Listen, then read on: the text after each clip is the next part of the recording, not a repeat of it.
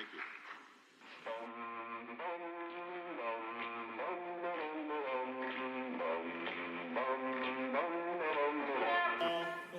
Makes the world go round. Snap, what a happy sound. Snap is the happiest sound I found. But snap makes the world go round.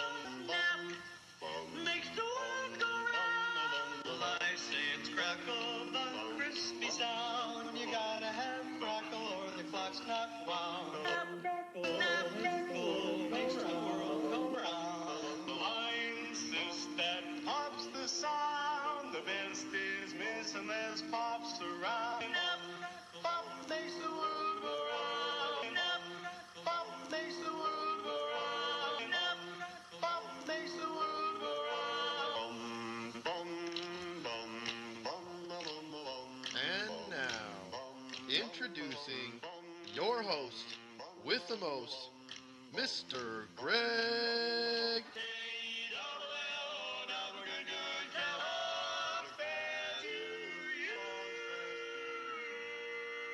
Along with Rick Brusuelas and Dennis Michelson.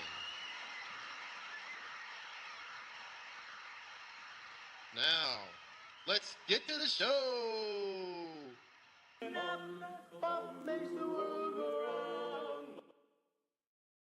Welcome to Snap, Crackle, and Pop, our final show of the 2025 season, and it's a glorious show. We're going to have a little bit of news for you. We're going to have a recap of last week for those that were still playing in last week. We actually did pretty good. We were 7-3 on our predictions last week. Dennis held up his side of the challenge quite a bit. Also, we wanted to warn everyone that tunes in for Thursday Checkdown. We're going an hour late this week, because we're bringing in a very special guest, Mr. Howard Bender, from all the way up in Alaska, and the snow slows everything down up there. So we're going to start an hour later Thursday night. But with that, here's Snap to give us the news that matters. Hey everyone, I'm just going to go through a couple of things. One, because I want to spend more time talking about how the year went and maybe taking a quick look forward. But there are some important news items that have happened. A number of coaching openings. The Titans fired Brian Callahan. They've already decided to start talking to Kansas City offensive coordinator Matt Nagy and defensive coordinator Steve Spagnuolo, as well as Denver Broncos defensive coordinator Vance Joseph. The New York Giants, they had fired Brian DeBall in November. They did keep the general manager. They will be one of the more attractive coaching situations. Las Vegas Raiders fired head coach Pete Carroll. John Spytek, the general manager, and Tom Brady will be looking at all possible candidates. Atlanta Falcons fired head coach Raheem Morris and general manager Terry Fontenot. And also they fired Rich McKay, who was the team's CEO. Matt Ryan is rumored to be a candidate for a president of football operations. And they are also asking permission to interview Seahawks offensive coordinator Clint Kubiak. Cleveland Browns fired Kevin Stefanski. He's going to be a leading candidate for a number of different head coaching jobs. The Arizona Cardinals fired head coach Jonathan Gannon. He closed the season with 9 straight losses. The Cowboys fired their defensive coordinator, Matt Eberflus, and he is the 4th defensive coordinator in the last 4 years, so maybe they'll get one right next year. Washington Commanders and offensive coordinator Cliff Kingsbury are mutually parting ways, and he's one of the candidates that may be looked at the New York Giants job. There are some important injuries to look at going into the playoffs.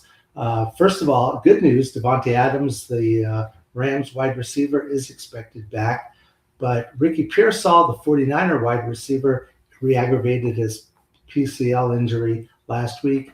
And Tatum Bethune, the San Francisco 49er linebacker, had a groin injury, and he has already been placed on IR. Keep an eye on a couple of injuries that will also make their presence felt going into 2026. Patrick Mahomes, of course, Kansas City quarterback, he had a torn ACL and LCL, and he may not be ready at the start of the season.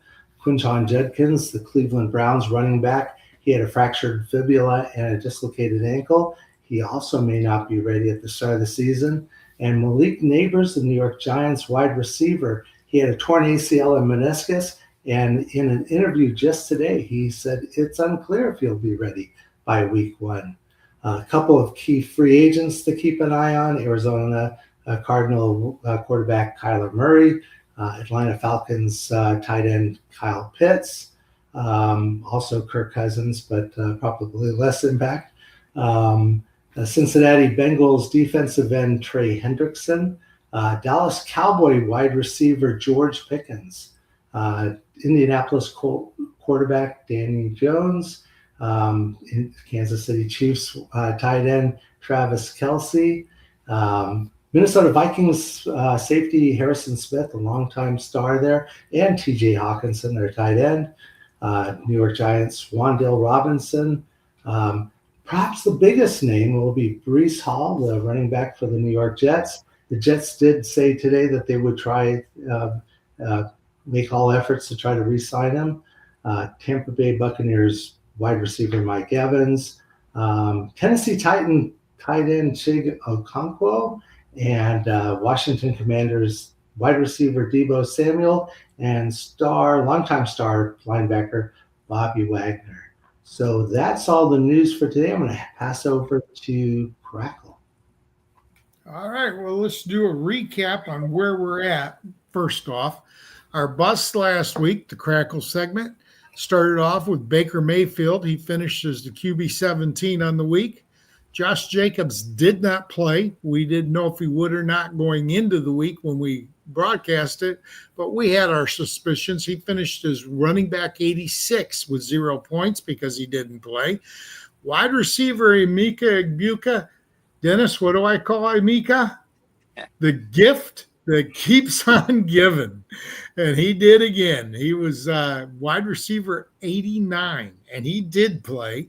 Tight end Tyler Warren finished as tight end 20. Okay. The one I missed on was the running back everybody loves to hate, Mr. Kenneth Walker, formerly of the Michigan State Spartans.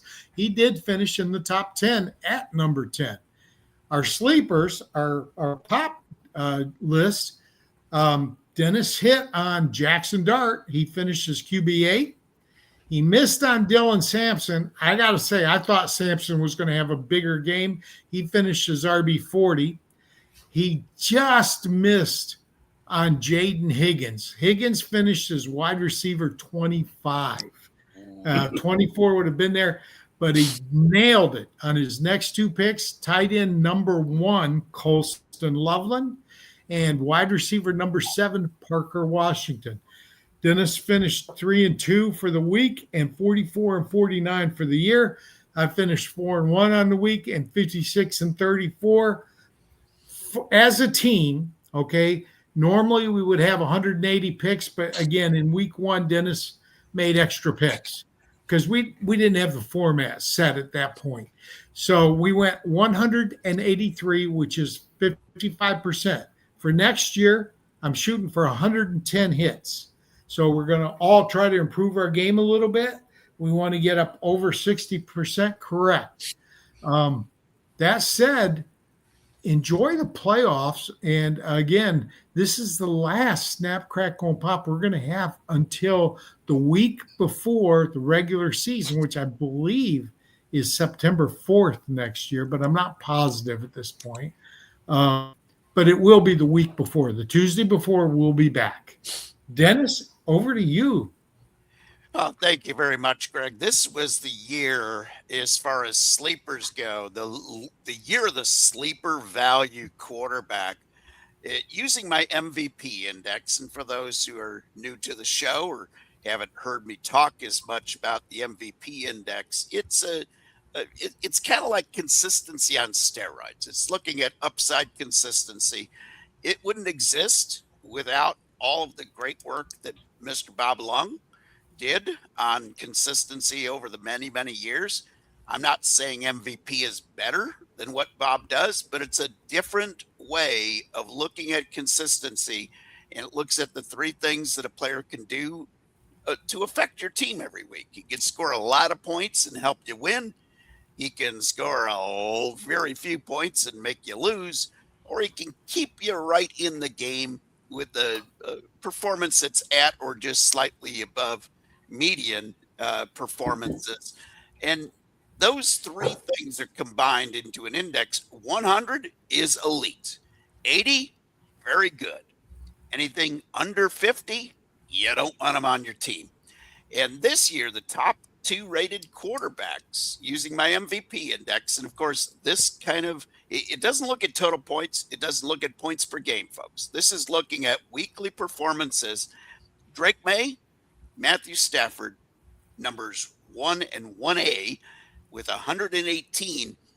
They were ADP 16 and 23, respectively, at the quarterback position, according to Fantasy Pros. Now, I like Fantasy Pros ADP because I think they do a pretty good job of looking at a good ADP number across many different types of playing places that you can play fantasy football. And the really, the two top guys, Josh Allen was okay. He finished at a 100, which is elite, and it's what you want on your team, but you had to overpay for him. And the other top quarterback that you could have had on your team, Lamar Jackson, even when he was healthy, his MVP index very low this year compared to what Lamar has done in the past. I got to stop you for a minute, Dennis. Okay, I don't like doing this. It's interrupting his segment, but I've got a question, and I just need to know the answer. We know Mahomes may not be ready for the beginning of the season. Before he went down, where was he at in your MVP index? Was he elite? He was well over 100. He was having a very good season. He was at about 110 when he went down. I will actually be next week releasing all of the data. And what I look at, Greg, is a successful season for me. You have to at least play 10 games, 10 full games. If you give me 10 full games, I will count your MVP index. If you're under 10 games, there's not enough data points to really tell me that you were elite. Plus, you missed 7 games for your fantasy football manager, and you got to be there to score some points. But he was at a 110, so he would unofficially, I had him at QB3. I'll be cleaning up all the stats, quality controlling it, and making sure I'll put that list out next week. One final question. Have you done a study on people coming back from knee injuries like that and how they do the next year? As long as he's not a running quarterback, he does pretty well. The best case in point is a Joe Burrow. When he has come back, he has been better than the year before after some serious injuries. So I have never seen at quarterback a huge drop off. Now, I am doing a career MVP study on all positions of all players that have been active 10 or more games for their respective teams. And that's not full games. That just means he was on the roster and started that day off on the active roster. And this study will go back 5 years plus this year. So all the way back to 2020. And let us know when you're done with that, because I think Rick and I want to put you on Thursday check down with that. Yeah, I'll be putting out a report, and I will send you guys a copy of that when it gets done. The interesting thing that I have noticed so far, and again, this is not completed yet, but it is completed for the running back position. The scary thing, Greg, is I can report that the curse of 370 is alive and well. And the curse might even be worse than we think, because there are quite a few running backs over the last 6 seasons now that have had their best career year, when I count the MVP index, their rookie season. And they never see that elite of a level again. And it's making me kind of rethink the way I might be drafting some running backs going forward. We were talking a lot on our show. The professor and I were talking about the opportunity index, where I look at the available position spots on a team and say, play the what if game. What if that running back position changes? Who's the next man up? And over the years, that's been able to discover guys like Kyron Williams, Bucky Irving. This year, Woody Marks was a great example of opportunity index. RJ Harvey was another. And again, they don't always hit. They don't always hit week one, but they eventually win that job over. The Dallas Cowboys running back position was one where I wasn't sure whether it was Javonte Williams, even Miles Sanders, or Jadon Blue, or who would it be? But I knew I wanted that running back position because the opportunity index said that it was wide open. They spent money on Javonte, so even though I wasn't a big fan of Javonte, I drafted him on a lot of teams because that position was going to be valuable. But this year, more than anything else, guys, this was the year of the value quarterback. If you break it down, all the guys that were over 100, 3 of those guys you could have gotten at ADP of QB 10 or higher. So you could get them very, very late in the draft. And one of my favorite strategies over the last couple of years at quarterback has been taking 2 very good quarterbacks. So I take my quarterback late in one quarterback leagues, but I take a second one almost immediately. And this year, if you would have done that, some of the guys that I ended up with were Drake May, Matthew Stafford, ended up with some Trevor Lawrence. It was all because you were drafting 2. You didn't worry about one of them being a bust. You knew somebody was going to hit for you. And that strategy worked quite well this year. At other positions, guys, so far the data is showing that running back was a pretty typical year. There were probably about 12 guys that will finish with an MVP over 100 over the last 5 seasons. That number has been 13, so it's a pretty normal year. Wide receivers might be down a little bit. Unofficially, I've got 8 over 100 versus 11 typically hit that mark. Injuries had something to do with that. Garrett Wilson was well on a pace to be over 100 before he went down with an injury. At tight end, very interesting. We had 3 tight ends that will finish the year with an MVP over 100. We typically only get one of those. But even more significant at the tight end position is the drop off to position number 4. That was an MVP of 50. So you got, if you drafted Trey McBride, for instance, he was a 129. The 4th, 5th, and farther back tight ends were all rated 50 or lower than 50. That's a huge advantage on your team. And we kind of need to look at that difference more than the overall points. But when you look at the overall points, Trey McBride was like the 5th or 6th rated wide receiver or running back, and obviously number 1 at tight end. But that's kind of my preliminary report on some of the sleepers that we found. Not too many at running back, but boy, the year of the value. Will my Michigan tight end, Colston Loveland, surpass Trey McBride next year? Ooh. So one of the things that I look at is the best 8 game for a rookie, because there's 2 theories there, and they both worked pretty well in the past with at other positions too, like guys like Amon-Ra St. Brown is a classic example. You go farther back, and Derrick Henry was the king of that 8 game projection for the following season. If you look at the 8 game projection for Colston Loveland, it's very good, but it's not Trey McBride. But you're going to get him a lot cheaper than Trey McBride, perhaps. It's all going to come down to cost. But if I can get him at tight end 3 or 4 next year, and play the upside potential of what we saw down the stretch with him, I'm pretty happy with that. I'm also going to be interested to see the cost for Tyler Warren, because with uh, Indiana Jones at quarterback, he was close to elite as well. And again, at his price tag of where you got him in the draft last year, he was a huge bargain, and he helped your team for a number of weeks. One of my more curious experiments this year in one redraft league is I drafted both Colston Loveland and Tyler Warren in a draft in back-to-back rounds, got them both pretty cheap. And my theory was I was pretty confident that Tyler Warren would start the year strong, and I was pretty confident that Colston Loveland would come out at the end.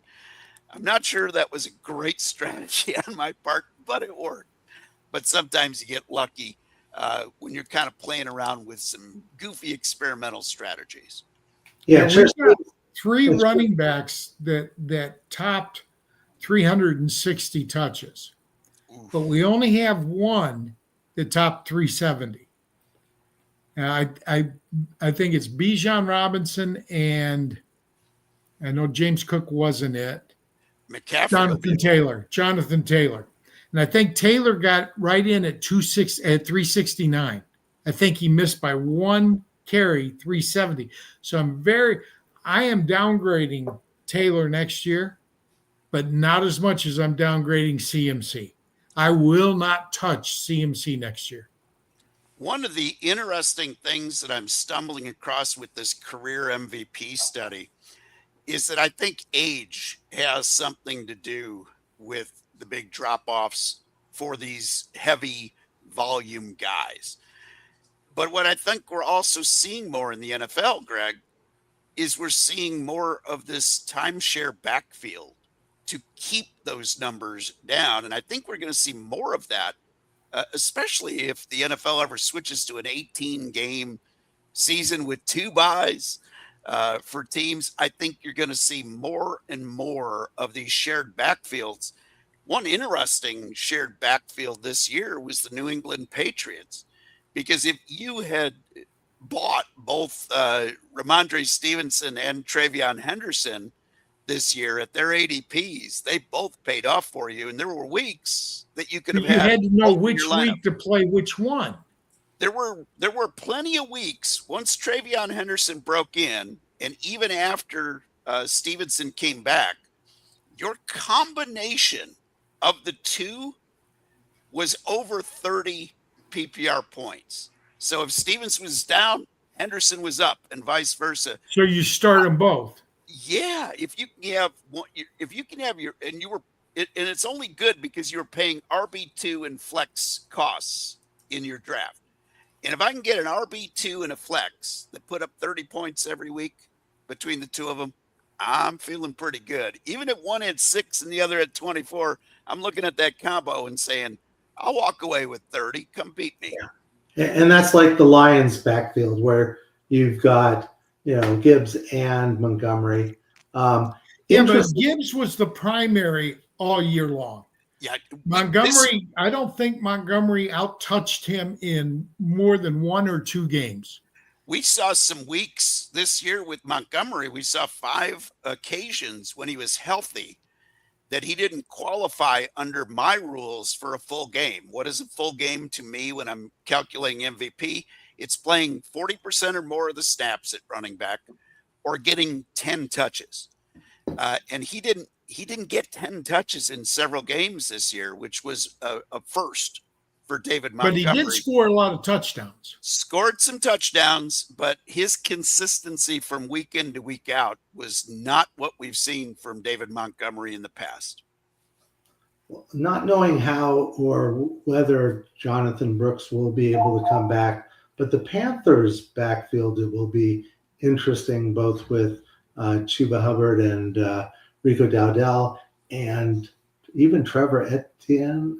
But Jonathan Brooks was thought of as being, generational talent type running back. So if he's able to come back and play, and he'll be somebody you can get late, Rick, very late.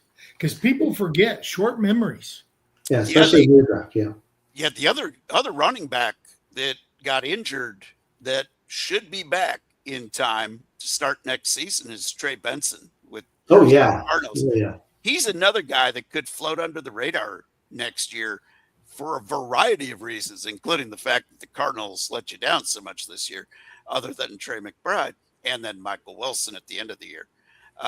The interesting thing when it came to the Cardinals is Jacoby Brissett couldn't win a game except in fantasy football. Yeah, he looked great all season. In fantasy Lost 9 football, straight. Yeah. he was an elite quarterback once he went into the starting lineup. It's the craziest thing I've ever seen. With a 40 to 50 throws every week. Oh yeah. When you're throwing the ball 40 times, you're going to score fantasy points. But he wasn't turning the ball over and costing you on the negative side. It's so just he was productive. The defense wasn't good and the running game wasn't good. So you're right. They need to improve the defense if they want to win games. But I think they keep him as the starter and let Gino walk.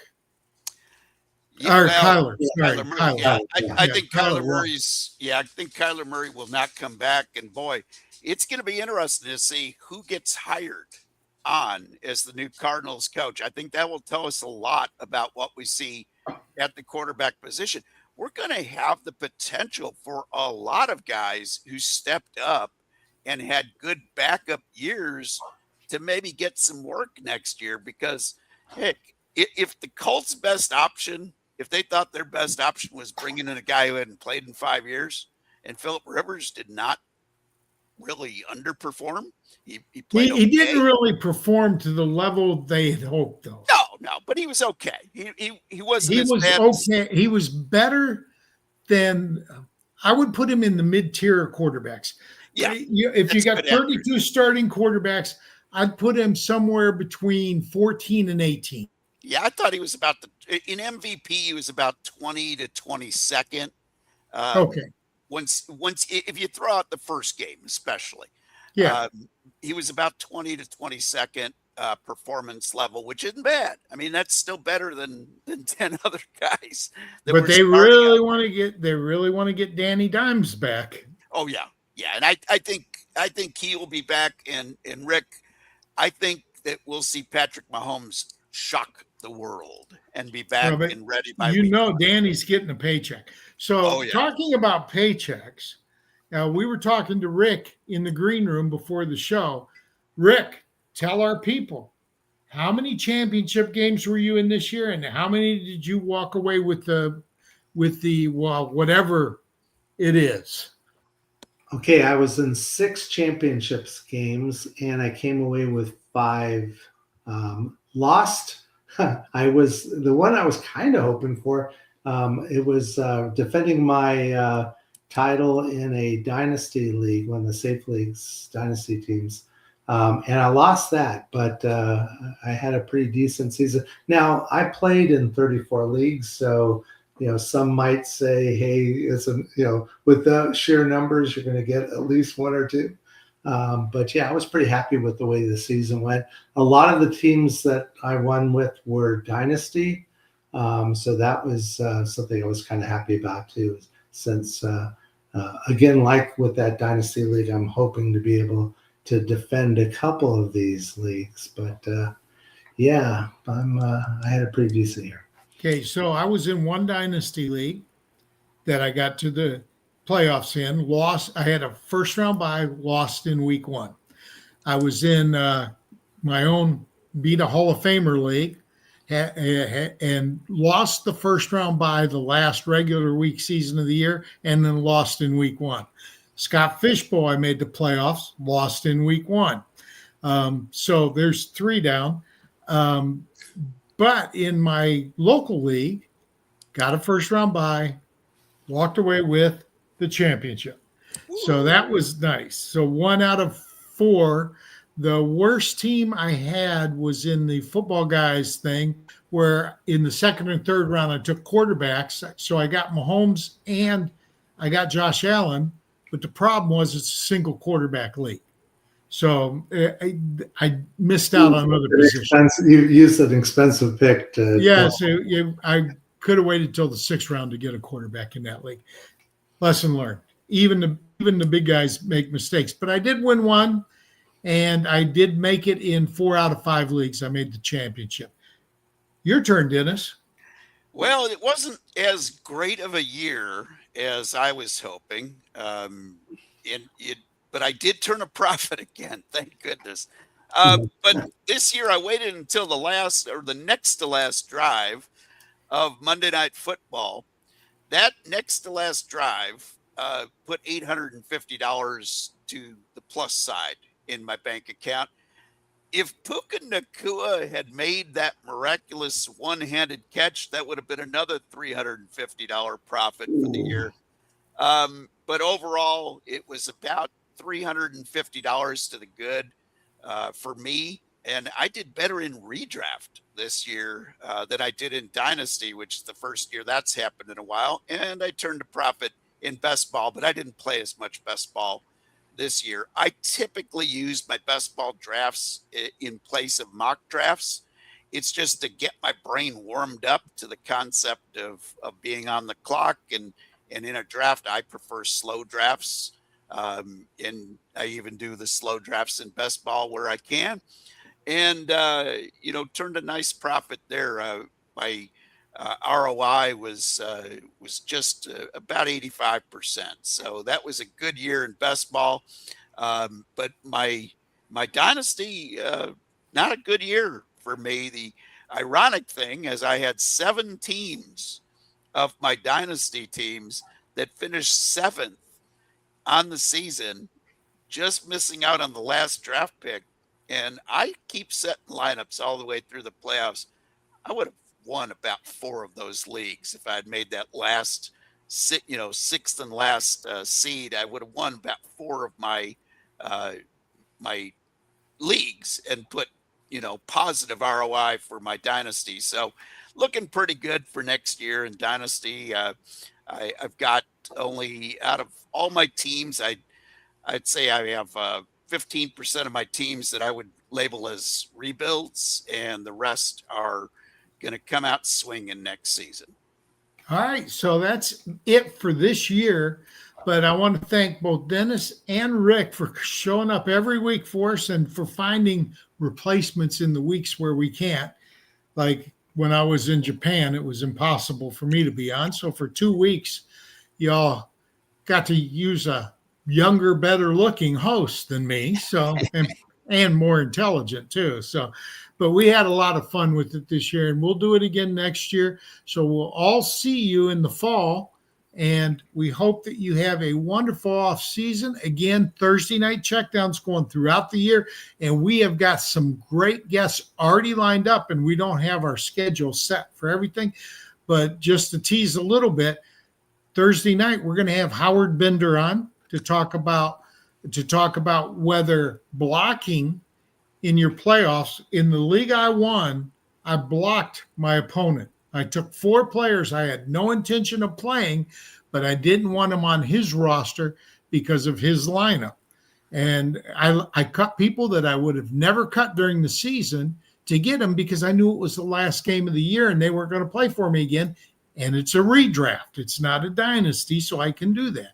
So is that sleazy or is it strategy? Now, I know you think it's strategy, but I did feel kind of sleazy picking up people that I knew I wasn't going to play.